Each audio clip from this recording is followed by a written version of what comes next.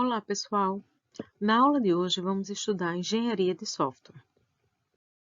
Entre a década de 70 e 80, deu-se início à miniaturização dos computadores. Então, eles ficaram cada vez menores e começaram a ser comercializados. Para eles serem comercializados, surgiu a necessidade da construção dos softwares em si. E para isso surgiram as primeiras linguagens de programação, os primeiros sistemas operacionais, a criação dos padrões para representação e armazenamento dos dados, a criação dos primeiros computadores pessoais. E aí surgiram os primeiros softwares de prateleira. Mas havia uma grande dificuldade para se desenvolver um software. O primeiro ponto era saber o que o software deve fazer, quais são os requisitos, quais são os serviços que o software deve prestar. Então, muitas vezes, a descrição do que o software deve fazer é de forma muito abstrata e de uma forma muito natural a quem entende daquele problema. Mas o desenvolvedor não necessariamente entende sobre aquilo. Por exemplo, eu posso pedir um software para gerenciar a minha empresa, mas eu entendo sobre como eu preciso gerenciar a minha empresa. O desenvolvedor não. Vem vários aspectos atrelados a isso. Tua empresa tem quantos funcionários? Tem 2 funcionários? Tem 10.000 funcionários? Que tipo de gerenciamento você quer fazer? Você quer fazer desde contratação pessoal até o gerenciamento de recursos? Recursos podem ser pessoas, máquinas, insumos. Então, você começa a perceber que uma descrição simples não diz para você tudo que o software faz ou que o software pode fazer. Então, a gente precisa de muito mais informações. E isso era um grande problema. Se é um grande problema ainda hoje em dia, imagine na época. Outro problema era saber quais ferramentas e qual a linguagem era ideal para desenvolvimento do software. As linguagens estavam sendo criadas ainda. Um outro ponto é, se eu não sei o que o software vai fazer, como eu vou calcular o tempo de desenvolvimento? Como eu vou calcular os custos para desenvolver esse software? E mais ainda, como eu posso prever as falhas e os erros que esse software pode trazer? Tem uma imagem que é clássica de Bill Gates apresentando o Windows, eu acho que é o Windows 98, em que quando ele apresenta, quando ele liga o Windows dá tela azul. Então ele liga o Windows e já dá pau, já dá um erro. E isso era uma apresentação mundial que ele estava fazendo para o mundo todo, né? Ou seja, nem Bill Gates passou imune, digamos assim, a esse problema. E por fim, se vocês lembram do processo do ciclo de vida de um software, né? O software precisa estar sempre em constante atualização. Se ele não é atualizado, ele vai cair em desuso, porque a tecnologia está sempre atualizando. Então, como é que eu trato as manutenções? Como é que eu cuido das versões que existem do software? Então, essa é uma das principais dificuldades de se desenvolver o software na época. Mas isso continua, algumas delas ainda continuam. Com essa dificuldade, deu-se início à crise do software. O que foi a crise do software? O pessoal desenvolvia softwares que eram completamente inadequados, que os usuários não usavam. Softwares em que você projetava para entregar ele para o cliente em 1 ano e você entregava em 2, 3 anos, né? Não existia nenhum tipo de dado histórico sobre o processo de desenvolvimento. Então, o pessoal não sabia muito como funcionava o processo de desenvolvimento. Comunicação entre cliente e usuário, entre equipe de desenvolvimento e os usuários, era muito escassa. Então, os desenvolvedores tinham que sair prevendo o que é que eles achavam que os usuários queriam e, na verdade, quando o produto chegava para o usuário, não era aquilo que ele desejava, né? Então, não existia conceitos de qualidade e, consequentemente, o software existente era de difícil manutenção, né? Porque eles pensavam muito em tentar entregar o mais rápido possível. Já estava se tornando algo muito custoso, então ninguém pensava em fazer um software que pudesse ser fácil manter. O pessoal tentava simplesmente entregar um software. Essa seria um exemplo clássico do que acontecia na época e em algumas situações ainda acontece hoje em dia, né? Então o cliente, ele não sabe explicar o que ele quer e aí termina que ele explicou dessa forma, tá? Para o líder de equipe. E aí o líder de equipe entendeu dessa forma, ou seja, a comunicação era um problema. Como o líder da equipe passou isso para o analista de projeto, o analista planejou algo dessa forma, porque ele viu, olha, assim não vai ser viável, então vamos tentar fazer algo assim, né? Piorou a situação. E aí o código, o programador não conseguia fazer isso, codificou dessa forma. Os beta testes como o codificador ele vai tentar testar, né? Ele viu que isso não funcionava, então ele terminou entregando isso aqui para o pessoal de teste. O pessoal de negócios descreveu o projeto como algo dessa forma. O cliente que comprou esse produto pagou uma montanha-russa por um balanço, nada foi documentado. A assistência, quando foi instalar o balanço, instalou isso. O pessoal que foi dar suporte, né, porque não estava funcionando, resolveu fazer isso aqui com a árvore. Era para ter sido entregue no verão, foi entregue no inverno, ou seja, com bastante atraso. E no final o que o cliente queria era isso aqui. Mas observa que ele não soube explicar desde aqui do início. Houve um erro de comunicação em cada fase do pessoal tentando fazer alguma coisa por achismo. Então, qual é a solução para isso tudo? A solução para isso tudo veio da crise do software, veio a engenharia de software, que foi, vamos analisar quais são os métodos, quais são as técnicas que funcionam para cada fase do desenvolvimento. Vamos criar ferramentas que automatizam os processos e esses métodos e tornam o processo de desenvolvimento mais rápido e mais suave. Vamos pensar em técnicas que asseguram a qualidade do software. Observa que se eu consigo entregar um software de qualidade, eu tenho um cliente satisfeito e tenho uma equipe de desenvolvimento satisfeita. Daí surge a engenharia de software, que nada mais é do que uma abordagem sistemática para o desenvolvimento, implantação ou operação e o descarte do software. É a aplicação prática do conhecimento científico a um projeto de construção de software. A disciplina, ela é a disciplina que utiliza os princípios da engenharia para que a gente consiga produzir e manter software dentro dos prazos e custos estimados, tendo como principal objetivo melhorar a qualidade do software e aumentar a produtividade e satisfação profissional dos seus engenheiros. Então, por definição, a engenharia de software é a disciplina que utiliza um conjunto de métodos, técnicas e ferramentas para analisar, projetar e gerenciar o desenvolvimento e a manutenção do software. Para isso, a engenharia de software seguirá 5 princípios. O primeiro é a formalidade. Atenção, formalidade não é burocracia. Formalidade é eu deixar registrado qual foi o contrato feito, porque dessa forma eu consigo ter produtos mais confiáveis, eu consigo controlar meu custo e, consequentemente, eu vou ter mais confiança no desempenho da minha equipe. Um outro ponto é que meus engenheiros, eles precisam saber lidar bem com a abstração. O que é isso? É eu conseguir, dado um problema, entender quais são os aspectos mais importantes e ignorar detalhes que são irrelevantes no processo da engenharia, no processo da construção do software. Um outro ponto extremamente importante é a decomposição. É o terceiro princípio, que é a ideia de eu dividir o processo em atividades. Eu vou ter uma equipe desenvolvendo, eu vou ter várias pessoas, e é interessante que elas consigam trabalhar de forma paralela, cada um em sua especialidade. Generalização.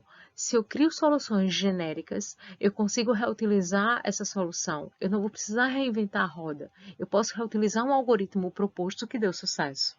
E por fim, flexibilização. Eu preciso criar softwares que são fáceis de manter.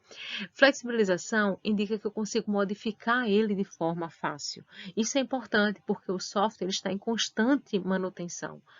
Se ele não sofre manutenção, ele não acompanha a tecnologia e ele vai cair em desuso. Para garantir esses princípios, a engenharia de software ela é composta por métodos e técnicas que já deram certo e que estão na ciência, ou alguns podem já ter sido aplicados com sucesso na indústria.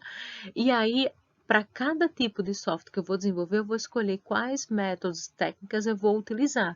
E eu vou definir como isso vai ser aplicado no meu software. Ou seja, eu vou definir qual a metodologia que eu vou empregar no desenvolvimento do meu software. E para fazer isso, eu vou utilizar ferramentas case, que são ferramentas que automatizam esses métodos e técnicas e vão dar uma maior, digamos, produtividade ao desenvolvimento do software. Então, essas ferramentas, ou também conhecidas como ferramentas case, são programas de computador que têm como objetivo fornecer um suporte automatizado para as atividades no processo de desenvolvimento de software. E elas podem operar em 2 níveis, no nível alto, no nível gerencial, por exemplo, são ferramentas que dão suporte tanto a requisitos quanto à gerência dos projetos, e ao baixo nível, que é o processo de desenvolvimento em si do software, da programação, da depuração e dos testes. Dois exemplos, tá, que lidam com isso. Existe uma ferramenta, MS Project, é uma ferramenta paga que os gerentes de software normalmente utilizam para analisar como está a alocação dos seus recursos. Então, ele vai e atribui. Eu tenho diversos projetos, às vezes eu tenho o mesmo engenheiro que está trabalhando em mais de um projeto, em mais de um software. E como é que eu sei o tempo que esse engenheiro vai se dedicar em um software, o tempo que ele vai se dedicar a outro software, né? Então, eu preciso gerenciar esse tipo de informação alto nível. Eu preciso gerenciar quantos funcionários eu preciso ter para conseguir desenvolver meu software até o final, dentro do custo e dentro do prazo que eu tenho. Então, são ferramentas que ajudam a gente a fazer esse planejamento. Tá? SMS Project faz isso, por exemplo. Já ferramentas de baixo nível, só para dar um exemplo para vocês, por exemplo, em 2002, 2003, o desenvolvimento de um código em Java era feito todo em Notepad. Literalmente, abre aí o Notepad, vê, escreve um texto. Era assim que era desenvolvido.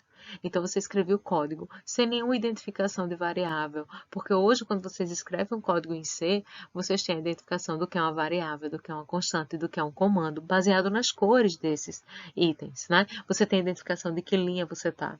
No Notepad, você não tem nada disso. Então, era algo que, para desenvolver um software, era muito mais custoso. E aí surgiram as ferramentas Case com suporte para Java. Então, a gente hoje tem ferramentas como Eclipse, NetBeans e outras até já na nuvem, como o GDB, né, online, em que você consegue fazer uma codificação muito mais produtiva. Você começa a escrever um comando e ele já e você dá um Ctrl Tab, por exemplo, ele já completa esse comando. Você tem comandos que já importam as bibliotecas que você precisa usar, né? Aquele, por exemplo, em C você tem o include, stdio, o include, stdlib. Isso são bibliotecas que você precisa importar para utilizar alguns comandos, como o comando println, como o comando scanf. Então, esses comandos eles estão disponíveis nas bibliotecas, você precisa incluí-las no código.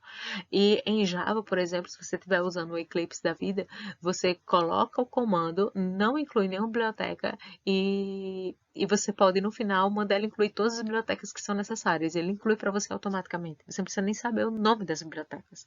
Então, tudo isso aumentou muito a produtividade. E o que são métodos e técnicas? Métodos e técnicas são abordagens estruturadas para o desenvolvimento do software, que incluem regras e as maneiras como isso deve ser desenvolvido. Tá? Então, exemplos de métodos e técnicas para codificação.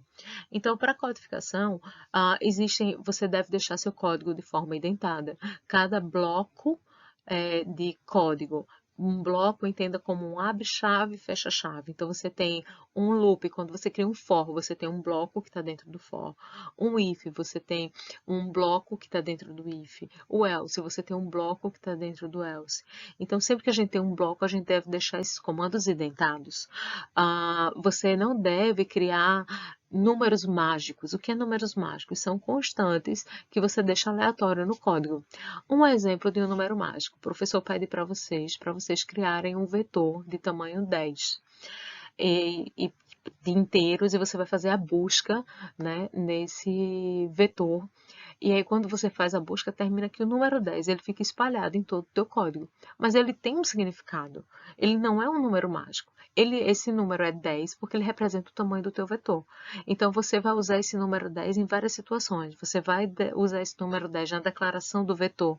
Você vai usar o número 10 quando você for fazer o for para percorrer o vetor. Você vai usar o número 10 para checar se você já preencheu esse vetor inteiro. Então, você vai usar esse número 10 em vários pontos do teu código. E em todos eles, ele representa apenas uma coisa, o tamanho do teu vetor. E já pensou se o professor pedir, agora muda de 10 para 15? Aí você tem que sair analisando o código. Onde tiver 10, você tem que mudar para 15. Então, no lugar de criar esse número 10 solto no código, você cria uma constante, que você chama ela de tamanho de vetor, e ela só está definida em um local, como uma constante de tamanho 10. E em todos os outros lugares que tinha o valor 10, você substitui pelo nome tamanho vetor. Então, dessa forma, isso é um tipo de método que é utilizado para codificação, tá? E o que são metodologias na engenharia de software? Metodologias ou modelos de processos indicam como um método deve ser aplicado no desenvolvimento de software. Então, a gente tem uma lista enorme de métodos e técnicas. E na metodologia ou no modelo de processo, a gente vai definir quais a gente vai utilizar e como a gente vai utilizar. Tá? A gente vai utilizar para tudo, a gente vai utilizar para trechos que são mais críticos do software e por aí vai. Pessoal, atenção, ó. A gente tem processo para sistema operacional, que é um software em execução, e a gente tem modelos de processo para engenharia de software. Esse processo da engenharia de software não é um programa em execução. Esse processo é como se fosse um passo a passo que deve ser seguido, tá? Para se desenvolver um software, ok?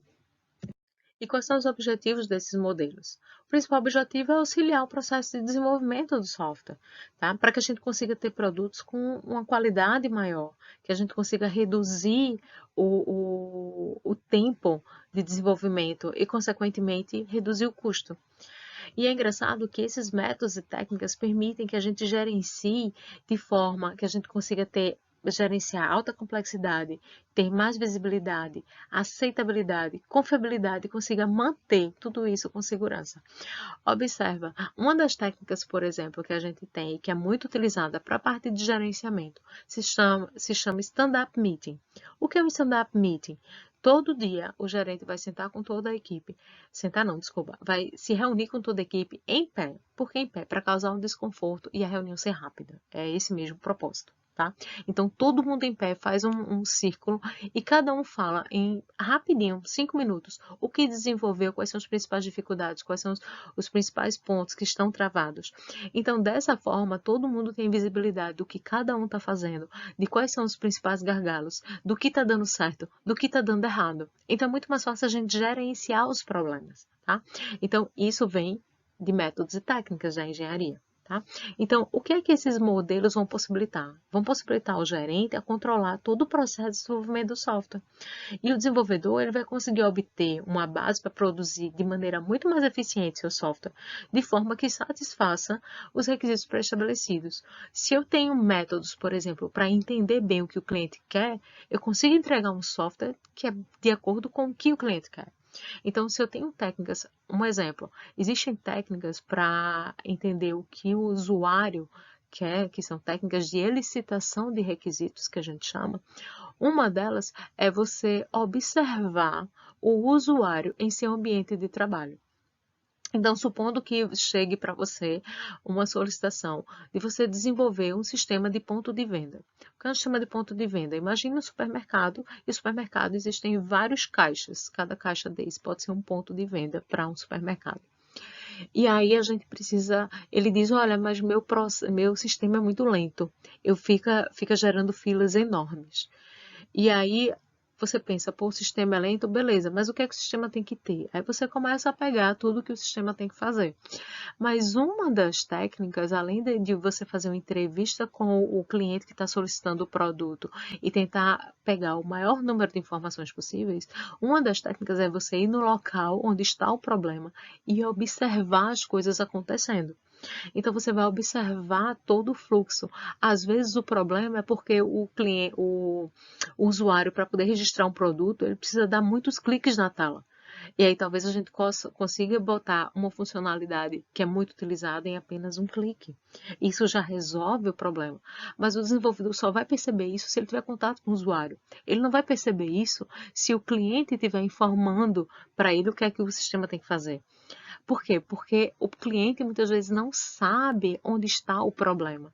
E a gente, como desenvolvedor, tem que tentar perceber isso. E aí existem os métodos e técnicas. Outra técnica bem interessante é, por exemplo, a gente testar se o nosso software está fácil de usar. E existem técnicas em que a gente coloca um usuário usando um software nosso e a gente dá tarefas para esse usuário fazer nesse software e a gente simplesmente deixa ele lá sozinho, sem nenhuma ajuda e filma todo o processo. Então, a gente vai ver onde ele tentou acessar as funções primeiramente, se ele está conseguindo resolver, fazer as operações de forma rápida ou não.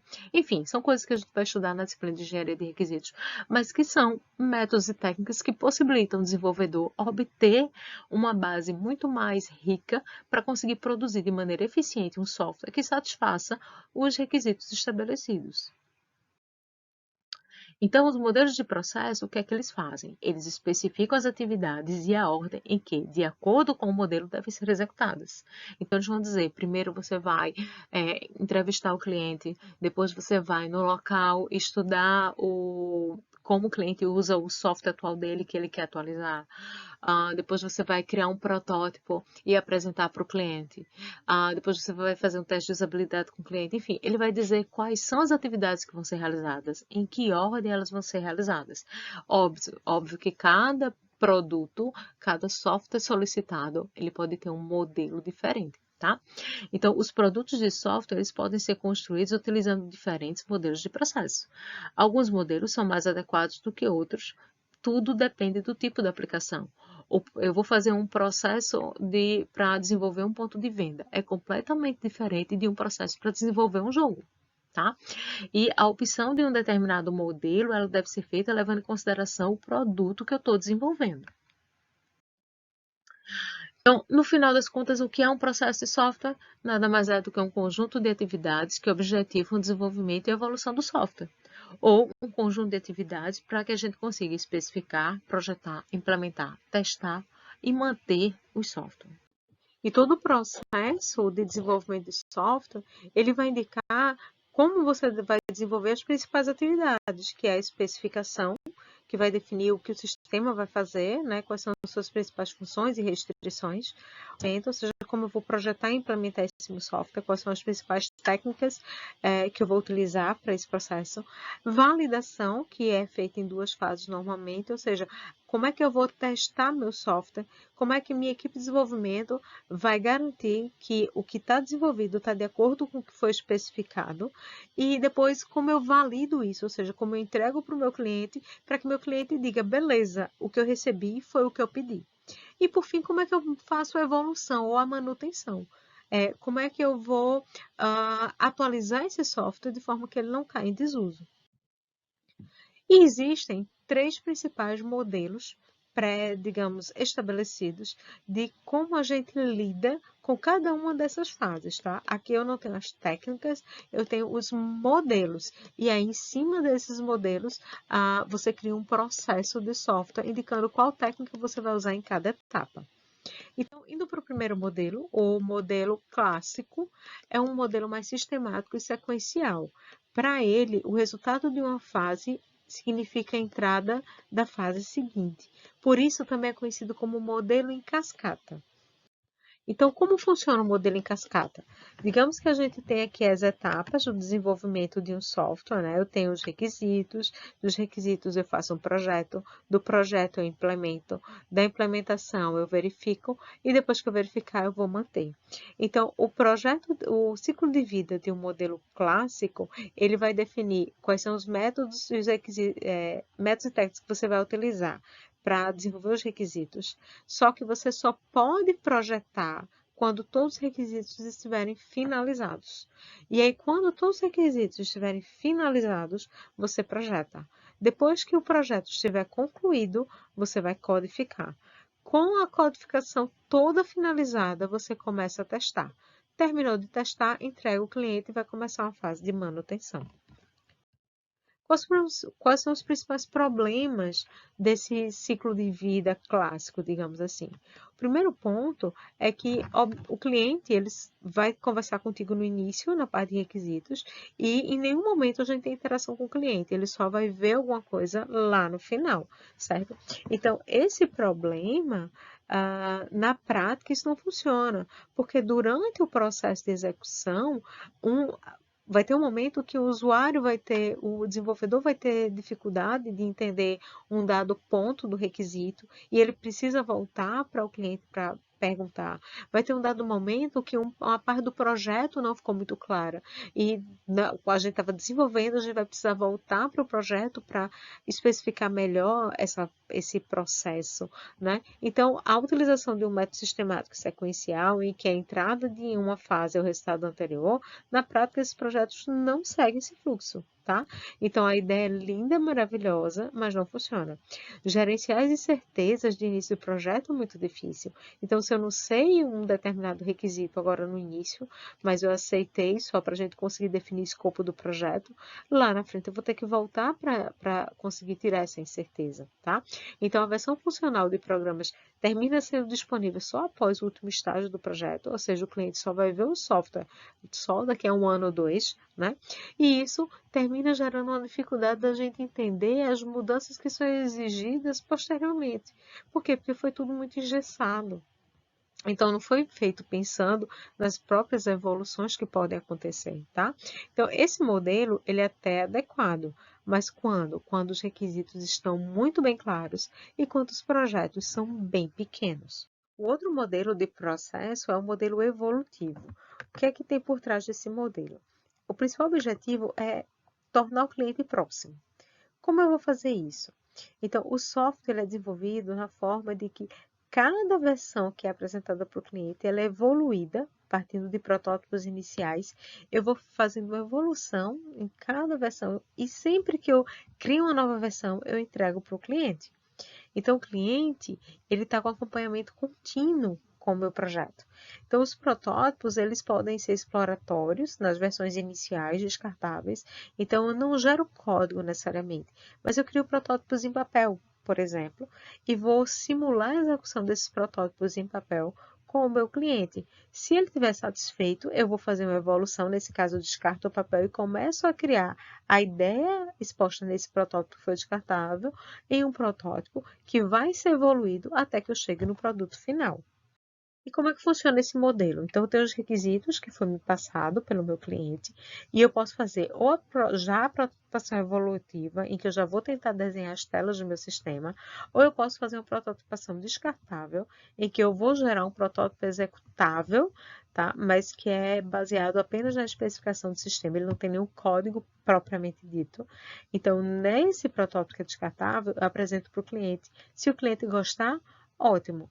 Se o cliente não gostar, eu só fiz algo em papel em uma semana, não perdi muito tempo. Então, eu refaço e tenho algo que já é mais próximo do que o cliente quer. Quando o cliente aprovar esse descartável, aí eu crio a versão evolutiva, que aqui já é um código, tá? E ele vai evoluindo até a entrega final do sistema. Então, ó, eu tenho a descrição do sistema e aí internamente cada caixinha dessa aqui é como se fosse uma versão. Então, dentro dessa caixinha vai passar pela fase de especificação, que é quais são os requisitos, desenvolvimento, validação. Finaliza isso, cria uma versão inicial, apresento para o cliente já me dá o feedback dessa versão inicial, o que é que ele achou legal, o que é que ele não gostou, e aí eu venho, faço uma evolução, né, atualizo o que o cliente pediu, crio uma nova versão e trago para o cliente como uma versão intermediária. Aí o cliente vai ver, já vai me dar o feedback, me devolve. E aí eu faço todo o processo novamente até que chegue a versão final. Então é uma forma que o cliente está sempre próximo.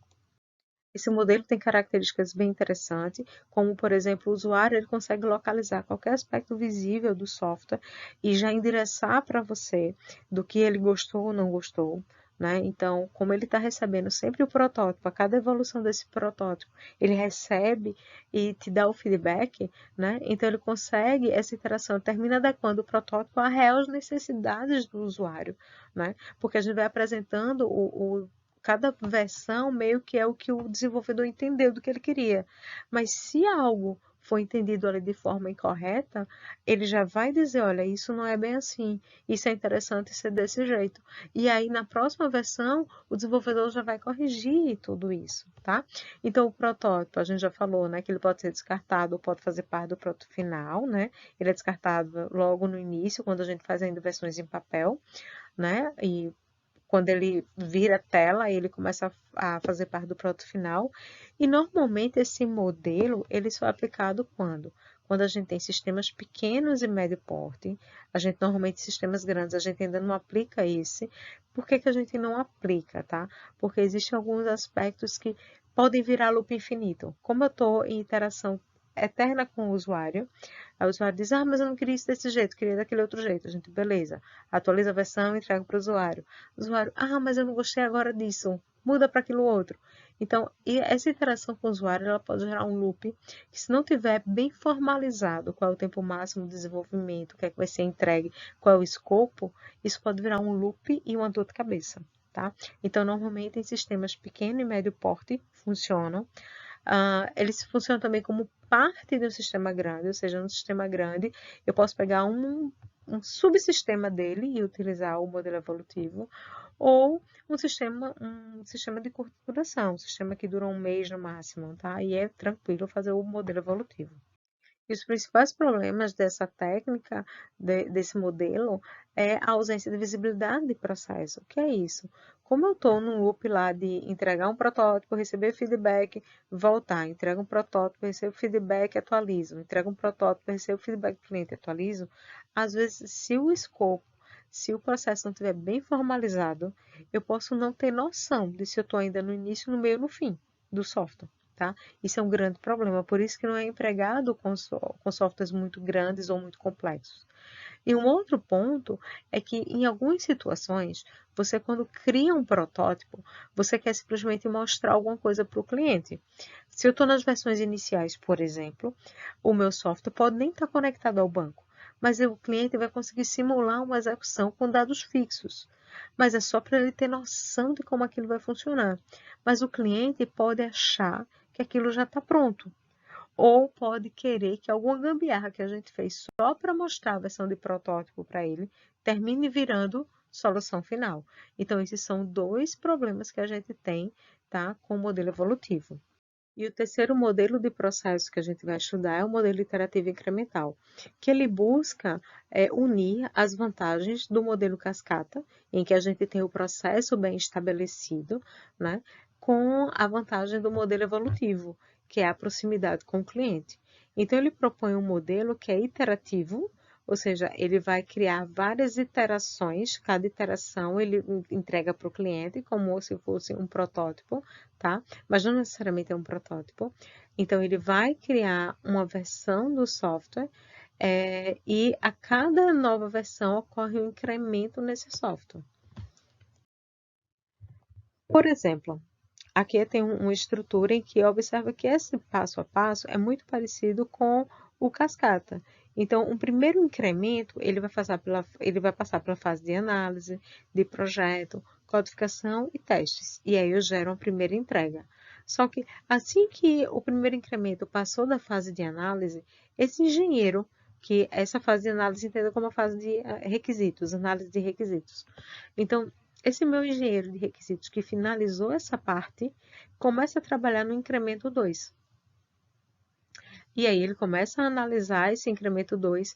Quando o projeto finalizar, que a parte de análise criou o projeto do que seria o incremento 1, ele já pega o incremento 2, que vai estar pronto aqui para ele começar a trabalhar. O pessoal que codificou o incremento 1 vai estar pronto para pegar a codificação do incremento 2.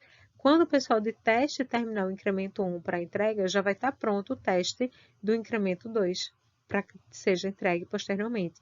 E aí, os feedbacks que forem coletados nessa primeira entrega, eles podem ser avaliados e analisados em que próximo incremento eles podem ser incluídos ou não. Não é algo que simplesmente eu vou fazer na próxima iteração do próximo protótipo. Não, eu vou pegar o feedback do que aconteceu aqui e vou ajustar as solicitações do cliente em uma próxima entrega. Então, eu quebro meu processo em várias fases, que são os incrementos que ocorrem, e passo de forma iterativa para o cliente. É um modelo que segue uma abordagem intermediária. Ele vai combinar as vantagens tanto do modelo de ciclo de vida clássico quanto do evolutivo. E é importante que no modelo iterativo incremental seja estabelecido qual função, quais das funções ou serviços que o sistema presta vai ser incluída em cada incremento e, consequentemente, quais as prioridades para o cliente, o que é que ele necessita que seja desenvolvido primeiramente. Dois processos mais conhecidos de sistemas iterativos incremental são o desenvolvimento do RUP, que é o processo unificado pela Rational, e o desenvolvimento ágil de software. Aqui tem um exemplo clássico do modelo iterativo incremental usado no RUP, tá? Então, cada coisinha desse aqui é uma iteração, certo? Cada itemzinho desse aqui de baixo é uma iteração. Ou seja, em cada coisinha desse tem um incremento, certo? Aqui são as fases do desenvolvimento. Então, essa fase inicial é a fase de concepção do software. Nessa fase em que eu tenho duas entregas, eu estou ainda na fase de elaboração. Aqui eu estou na fase de construção do software. Então, nessa última entrega, a gente já tem algo bem palpável, talvez muito próximo da versão final. E aqui eu tenho a fase de transição, que pode ser a primeira versão, entrega, que muitas vezes eles chamam de alfa, versão alfa e versão beta, até que a gente chegue à versão final, que é a release final, que é chamado. Então, e para cada fase dessa, observa que a gente tem todas essas etapas. Então, aqui eu tenho a modelagem do negócio, que eu estou analisando qual vai ser, como isso vai ser entregue para o mercado, coisas desse tipo. Então, ele tem é bastante trabalhado isso aqui na concepção, mas depois vai diminuindo. Mas uma hora ou outra eu preciso trabalhar com algo relacionado ao meu negócio até a entrega final do software. Um outro ponto é os requisitos. Os requisitos também, ele tem uma alta muito grande aqui no início do software, né? Mas ele continua até a versão final, porque pode ocorrer a necessidade de mudança dos requisitos, e isso é algo muito comum no desenvolvimento do software. A fase de análise de projeto, ela já é um pouco menor na concepção, mas na fase de elaboração é grande, né? A fase de implementação, aí a construção, no processo de construção, ela tem uma maior alta, né? Assim que a gente tem um pico de análise de projeto, a implementação, a codificação começa a crescer, e a ideia é que ela diminua nesse processo, porque aqui ele só estou corrigindo erros. A fase de teste, ele tem alguns picos antes de cada entrega, né? Sempre antes de cada entrega eu tenho um pico nessa fase de teste. Observa que o teste maior se concentra na versão final, porque eu tenho todas as funcionalidades implementadas, né? A implantação, que é quando eu vou entregar para o meu usuário e implantar uma versão do sistema. Então, eu posso até ter alguma coisa aqui nesse início, mas é algo como quais são os requisitos necessários para a implantação. Será que a gente precisa criar uma máquina servidora? Vamos levantar o servidor? Então, só esse tipo de coisa. E aqui no final, né, nas entregas finais, é que a implantação termina tendo uma demanda maior. E aqui são algumas disciplinas que a gente chama de apoio, que é a gerência de configuração e mudança, que ela está constante, né? O que é gerência de configuração e mudança? É toda alteração que é solicitada pelo software, ela precisa ser gerenciada, né? Ela precisa ser controlada, e toda alteração que é feita pela equipe de desenvolvimento, ela também precisa ser gerenciada. Então, isso ocorre em todo o desenvolvimento do software.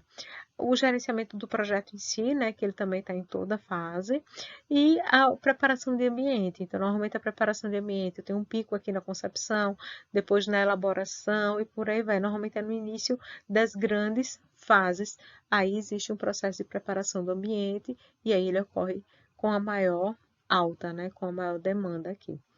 Bom, pessoal, era isso que eu tenho para apresentar para vocês sobre engenharia de software. É só uma introdução, vocês vão ter uma disciplina muito mais abrangente no segundo período. E depois, todas essas fases da engenharia de software, ela vai ser destrinchada em disciplinas. Então, vocês vão ter uma disciplina só de engenharia de requisitos, uma outra só para análise de projeto. Codificação, vocês estão tendo desde o início, mas vão ter uma também que é só sobre padrões de projeto, de codificação.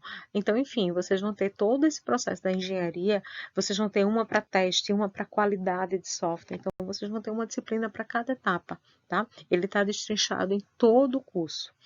É isso, até a próxima aula.